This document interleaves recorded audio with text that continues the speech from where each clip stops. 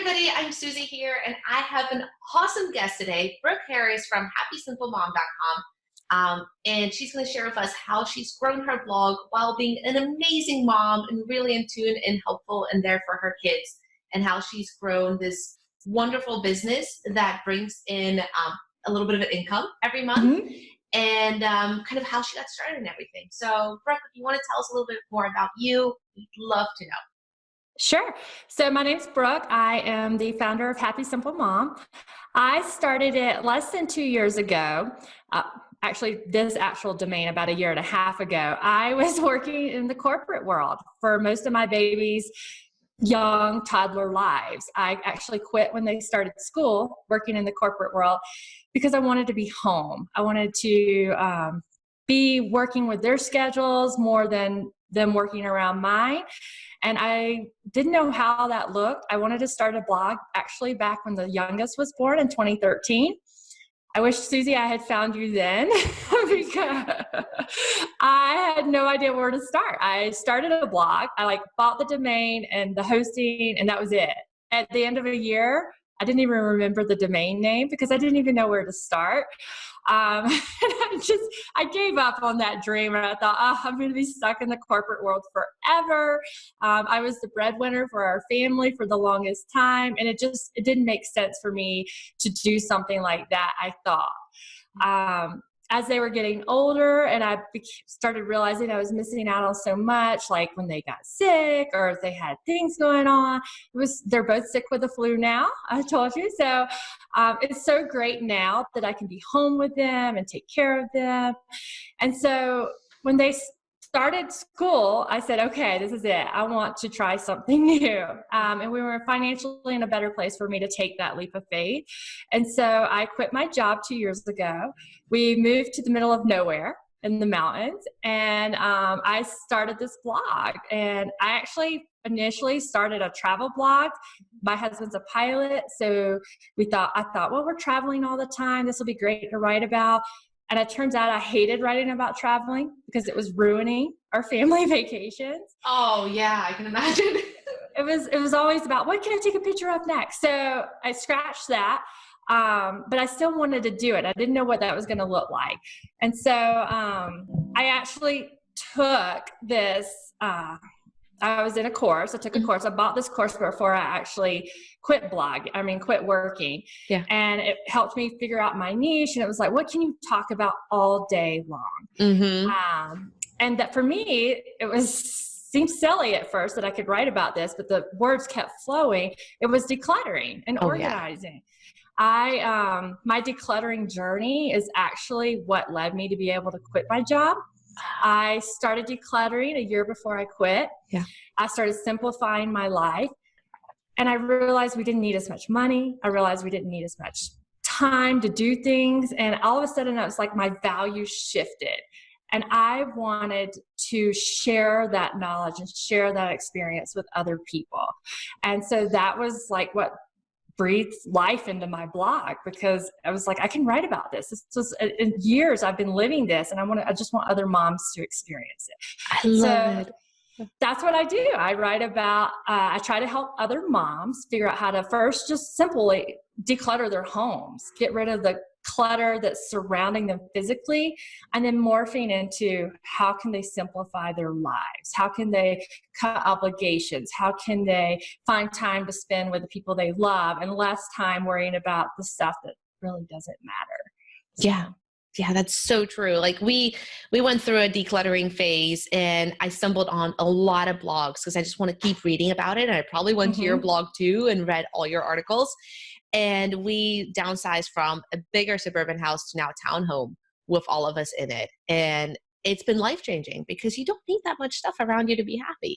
Exactly. And that's what I write about, because it really was life-changing. I talked about how I took a simple 1 year no clothes buying challenge, and everybody thought I was crazy. Like, they actually tried to buy me clothes because they felt sorry for me. And I'm like, I'm okay, really, I'm good. But I talk about how something as simple as filling a Target bag full of clothes I was never going to wear started this shift in my thinking, when it just kind of expanded and expanded to the point that literally changed the trajectory of our lives. Right. We were able to move out of this house, and we were able to stop shopping for a bigger house. Right. It probably could have housed 2 or 3 families, to something that was comfortable, where our kids could play outside. It's been so good. So That's awesome. It's awesome. So you started your blog you mentioned a year and a half ago. yes. And then how have you helped it to grow? How have I helped it grow? So when in the very beginning, I tried, because it's overwhelming. At first, everybody's saying you need to focus on this, you need to focus on this, and you're like, oh my gosh, it's so much stuff.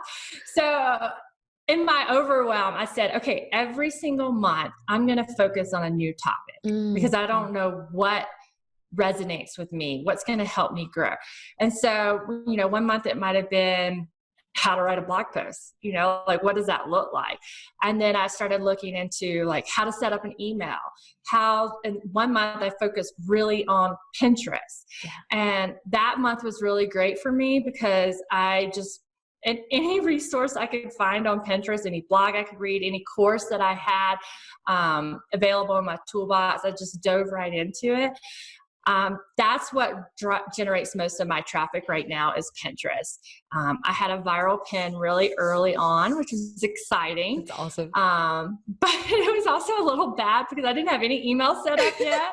And I'm like, oh my gosh, there's like so many people coming to my site. I don't know how to capture you. So I got a crash course in email. So that's generally where most of my traffic comes from now, right, is Pinterest. I have made it my goal this year to really focus on SEO. Mm-hmm. I've gotten a little bit of knowledge on that. I've been, again, starting to really focus a month at a time on that kind of stuff. Very smart, yeah. I had my first really good SEO post in December, and I really saw the power of it. Yeah. And so I want to keep that going this year. So that's awesome. I fully support that idea of taking 1 month and focusing on a new strategy or a new technique, and then not trying to be overwhelmed and focus on everything at once. It makes a big difference to be able to just channel all of your energy into one thing. And then you can kind of ignore and put blinders on for everything else. Exactly. So can you share with us a little bit about your Pinterest strategy, if that's bringing in most of your traffic at the moment? Sure. What I love about Pinterest is that it keeps working for you. I say it's like a monster you have to feed, right? You do have to put some energy into it. But what's great is if you need time off, like with my girls being sick this week, I haven't done any Pinterest for an entire week. And I just checked my traffic yesterday, and I'm like, oh gosh, it's still working. And I took a month vacation in June and July of this year, and I had a surgery in July, and it was great because, again, it kept working. So if you put the work into it, it seems like it does. If you feed it, the monster will pay out later. As far as my Pinterest strategy goes, I try to create several new pins per week on old posts. Yeah. I don't have a fancy spreadsheet. Well, I have a spreadsheet, but I don't have a fancy system. Yeah. A lot of times it's just recirculating through my old posts, making new pins. A lot of times I'll look at like what other pins look like that are popular in my niche, what is gravitating to other people. And then I just experiment and play around with the colors, play around with the fonts, and just play around with the size. But that's my general strategy, is creating brand new pins, at least 3 or 4 a week. I like doing it because I love the graphic design. Right. It's fun. Yeah. It is fun. It's like the old days of crafting with scrapbook it's scrapbooking. Yeah, exactly. I agree. I love it. So it brings me joy, especially if I don't feel like writing, or if I don't feel like doing all of this other stuff. I might batch create a couple of them, and then I'll be prepared for the week to send out a couple throughout the week and just see what happens. So that's generally my Pinterest strategy.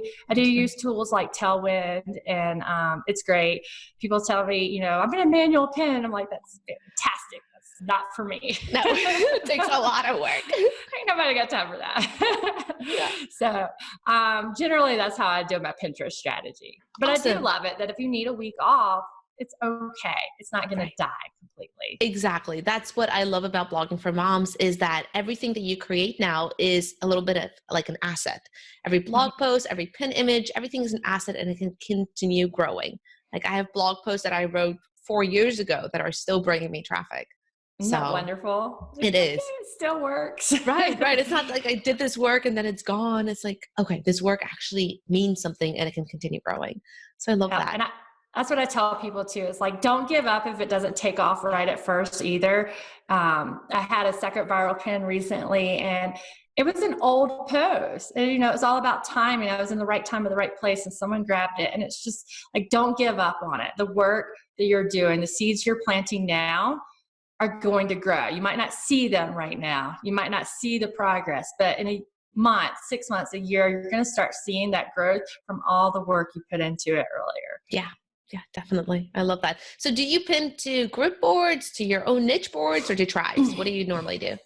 So a year and a half, 2 years ago, I was mostly group boards, and that really helped me grow then because I had no audience. So as my audience has grown, it is morphing more into my own niche boards and, my own personal boards. And I see a lot more of the repins and the growth and the traffic coming from my personal boards now. But I tell new people, don't be afraid of the group boards in the beginning. I know people say they're dead, but I have a few that are really awesome. Right. And you don't know if you don't try them. So exactly. Don't be afraid of them. I agree. All right. So if you don't mind us transitioning, how do you actually monetize your blog? Because a lot of us, we're starting our blogs. We want to share with other people. But in the back of our minds, we also do want to at least cover the groceries every month. So how do you do it? Exactly. And that ultimately was my goal. It's like, can I pay for groceries every month for my family? Even if I don't use it for groceries, can I at least pay my expenses, stop paying for the expenses out of my personal income, and make grocery money? Because I had that viral pin early on, most of my income initially has been from ad revenue. Okay. Which is great. I love ad revenue. The part I hate about ad revenue is you're constantly chasing that traffic. And so I've started to shift into making my own products. I created an ebook last year. It probably launched about halfway through the year. I'm still learning on how to market that and copyright it, but it's awesome because I keep telling myself, if I knew in college I could make money from a PDF, I would have started this a long time ago. Yeah. This is amazing. So I'm really focusing on this year on how to grow that ebook, how to add some more stuff to it and maybe grow it into a more moderate sized product because I think it's got a lot of content to it.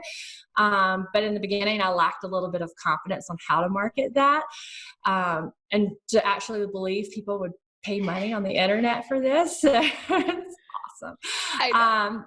So that was my first product. And then I just actually launched in January, my very first course. That's awesome. It was so fun. It was scary. It required a lot of work. It's terrifying putting yourself out there and asking people for a larger chunk of money, but it was so fun. It was a decluttering course. Yeah. It's called The Tidy Habit. And I launched it to my email list primarily, just to kind of almost beta it. It was mostly completed because I had so much to learn. I had the video to learn. I had the editing to learn. I had the audio. It was so much stuff, but it was so much fun. I had such great responses from my email list. I can't wait to see how it grows this year. So that's a new thing for me. But this was my highest earning month because of the ebook, because of the course, and then the ad revenue as well. So that was really exciting. So how much was it? I'm sitting at about $2,000 this month. So that's awesome. So you're almost excited. Like paying the mortgage now of your blog. I know. I'm so excited by it. My husband still can't believe it. He keeps telling me, he goes, I don't understand how the internet works, but I'm really glad you're figuring it out. You are doing so well. Like that is just amazing. Like as moms, we can be with our kids and we can connect with other people and we can share and we can make money with it. Like, yes, it's just this beautiful, like time that we live in that we have this ability. Yeah. Wow. I'm so proud of you. That's awesome. Thank you. I know. I keep saying, I'm so excited that my girls, cause they're almost 7 and 8. I was like, they can learn now that there's this other world out there. The internet exists. we can harness the money on the internet. We can harness the connectivity, the creativity. They're already like, Mommy, can I help you make a pen? And I'm like, I love that you're almost 8 and you're learning graphic design. This Oh, is fantastic. wow, that just gave me goosebumps. I Like, love it. you're setting such a good role model for your kids by building your own business, and they can start helping you with it. Maybe Yes. they're a great writer. Maybe they can take pictures for you. Maybe they can create pin images. But there's a lot of things that your kids can do. And I know a lot of bloggers that start incorporating their children into the behind the scenes of their blog if they don't want them in the pictures and before. Right. And you can start a Roth IRA for your kids. And you can Oh, start that's like fantastic. tax deducting the money that you're paying your child. And that could be a savings account for one day when they are grown-ups. Oh, I'm going to have to get all that set up because I keep telling my oldest, I'm like, I can't wait. Your chores are going to look so different. You're going to feel Mommy's tailwind cue instead of like cleaning the bathroom. I love it. That's awesome. Awesome. So how did you grow your email list? Because I know a lot of times people like grow their email list, and then when they do a launch, they do very successfully. So how did you do that? Sure. So my email list has basically grown because of freebies. Like I said, when I had that first viral pin, I missed so many opportunities, and I saw the power of that. Like if you don't have traffic coming, or if you have traffic coming, but you don't have a way to capture these people, they're just lost forever. Yeah. They just showed up, and they might find you again, but they might not. So I started creating freebies, little one-page PDFs, sometimes multiple page guides, just to help them with a simple problem. Especially like checklists do really well in the decluttering world, like telling people, here's a list of things that you can go through right now. And those have done really well. My most popular freebie actually was inspired by you. I don't know if you even remember, but last year you were like, send me your plan for the year, and just let me know, like, what's your plan for the year? Map it out.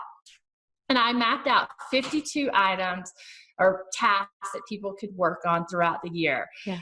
And thinking, I'll write about these 52 items, like one thing a Very week. smart. And then when I had done that, at your inspiration, I was like, oh my gosh, this is the perfect freebie. Awesome. It's like 52 tasks people can do throughout the year. And I have gained thousands of new subscribers from this one freebie. That's awesome. It's so exciting. Oh, that makes my heart so happy. That's awesome. You're like building this beautiful business. Oh my goodness. All right. So on that, what are your favorite blogging tools? What do you actually use to make your blog successful? Sure. So I wrote them down. Canva. I love Canva. I like Canva, even though I've grown into using some other tools. I think especially as a beginner, it's intuitive, it's easy. They just make it easy if you've never done graphic design. So I love Canva. I love lead pages. I wish I'd signed up for them way earlier. It's an expense, and I realized that the time it saved and the return on that investment was really worth it for me. I like how it helps me do landing pages. I love the little pop-ups that they give you when people sign up. So it's really great. ConvertKit. I didn't start off with ConvertKit. I waited till I got to my first 1,000. Yeah. And then I was like, okay, I'm in this. I'm collecting names. Doing this. I love their automations and their tagging functionality. And every time I figure out something new it's capable of doing, I'm like, this is incredible.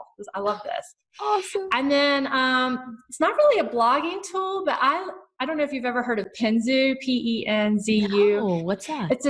It's an online journal or diary system, but it's set up a lot like blogging, where you could a title and then it gives you word counts, and they have an app, and you don't need a separate app for your computer and your phone, but they talk to each other. And so you can, like, if I'm in the carpool lane and there's no internet in our carpool lane because we're in the middle of nowhere, so I can write on this app like blog posts in the middle of the day, like, so I can put in my outlines, and then when I get on my computer, they talk to each other. They're synced. And then I can just pull it back up, and I have a blog outline written. So that's smart. That's a good time-saving tip. It is so awesome. And it just lets me take advantage of those little tidbits throughout the day of time, where if I don't have time to do anything else, at least I know if like 5 minutes here and 5 minutes there, I can get some work done, which is really awesome. That's awesome. Yeah. All right. So people probably watching this interview is like, wow, Brooke is like, she started a really cool blog in a niche that like a lot of people are interested in it. in like minimalism and decluttering, especially Mm-hmm. for moms. I think it's so valuable. So anybody who's watching this, if you guys are struggling with clutter and you feel stressed and overwhelmed, like I can attest to this, just getting rid of the stuff that you don't need, that doesn't make you happy, that just blogs your mind. Go to Brooke's blog because it has a lot of awesome tips. So Brooke, for new bloggers who are starting to think they want to create their own website like this, what tips do you have for them? So if you're just starting off, don't be afraid to invest in yourself. I love your course. I tell Thank you. everyone the blog by number is amazing. I tell people, especially because blogging is an expensive place to start in the beginning if you don't know what to do. And I think my sister called me up a few weeks ago and I'm like, you need to take Susie's course.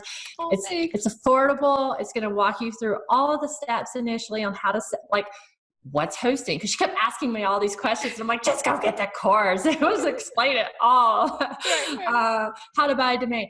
So as far as getting started, having a resource that walks you through it step by step, you can figure it all out, but you're going to be bombarded by information and a lot of it's wrong or a lot of it's confusing.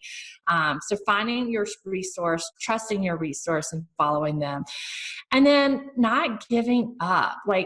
If you're feeding so much into creating a blog and people are going to not understand it, your spouse might not understand it, your parents or in-laws won't understand it, your kids won't even understand it. Like, why are you on the computer, mommy, so much?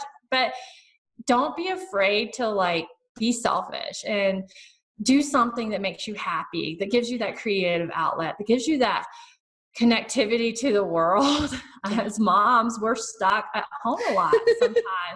And especially for me, I live in a rural community. And sometimes, if it's dumping snow, I'm not going to see anybody for a week. And it's so good to have, I have friends that I've connected with in the online world that I talk to daily. And it fuels me. It's like having a girlfriend to chat with every single day. And I love that. But I think in the beginning, just don't give up. If you're going to put so much time and so much effort into it, and you're going to think this is not worth it because I'm not getting paid. And then you're going to make $1. You go, wow. You're going to be so excited. Yes. I remember the first time I had 14 people come to my site that day, the whole day, not at once. And I remember telling my husband, I'm like, 14 people came today. And he was like, okay. No, you have to celebrate the small wins. The first time I got a comment on a blog post, we went out for dinner. That's amazing. Somebody came to my blog, they read it, and they left a comment. Yes. We're going out for tacos. It's so amazing. And that's the part that's so good. On the days that are frustrating, or maybe you feel like you're not making anything and it's not worth the time or the effort. And then you'll get this email and someone will be like, your email struck a chord today. It really spoke to me. Thank you so much. And you're like, oh my gosh, someone's listening. Right. Thank you. Thank you. You're helping me. So I just don't give up. That's what I would tell any new mom starting a blog, because you're going to put in a lot of time. You're going to put a lot of effort in, but the growth will come. You're building that foundation, and eventually you'll start to see the fruits of your labor. It's just going to take time. I definitely agree. It is slow in the beginning. You are building something from scratch. It didn't exist before you didn't get that blog and started. So you're building something from nothing. And now look at you, Brooke, a year and a half later, you make $2,000 in a month. Yes, it's exciting. With your thing that you built from home, being with your kids. And the beginning is the hardest because you have to put in the most time. But as things grow, things get easier. I don't spend more time on my blog now than I did in the beginning. I spend less time on it now, and I make 10 times more than I did in the beginning. Right. So it just, all that effort that you put into it builds on each other. So don't give up. I love that tip. Yeah. So Brooke, on that was awesome. Where can we find you and how can we find out more about you? Sure. So happysimplemom.com. Love for you to sign up for any of my freebies. Like I said, I have a 52-week year checklist. I also have an ebook available. It's called The Happy Simple Home. It's a decluttering workbook, over 60 pages of encouragement and checklists, for every room in your house. So I'd love for you to check that out. And then probably in a couple months, I'm going to be launching the Tidy Habit course again. So if you know anybody that's struggling with decluttering, or if you yourself are struggling with decluttering, I would love to have you there, because it is transformative. Like, it can really change your life. Something as simple as just getting rid of physical clutter, because then it just opens so many other doors. So I love that. I love that. And guys, like the ebook where Brooke, you mentioned there's motivation, you guys need that. When you're starting to declutter and you're going through the process, like, you need that motivation to keep doing it, because you're like, I love this. Oh, I don't want to get rid of it. And you just need that encouragement that you don't need all that stuff. And there's more important things in your life that are not physical. So yes, we talk about the guilt and the emotions, and like how to let things go that grandma gave you, and how to talk to your family about it, and like change those habits. It's good stuff. It will make things so much calmer and simpler for you. I love that. Well, thank you so much, Brooke, for being here. I really appreciate your time. I know your 2 girls are not feeling that well, so go be an awesome mama to them. But thank you so much for spending the last couple minutes with us and sharing your journey. Thank you, Susie. I really appreciate all of your help. You have no idea. Thank you. Thanks, Brooke.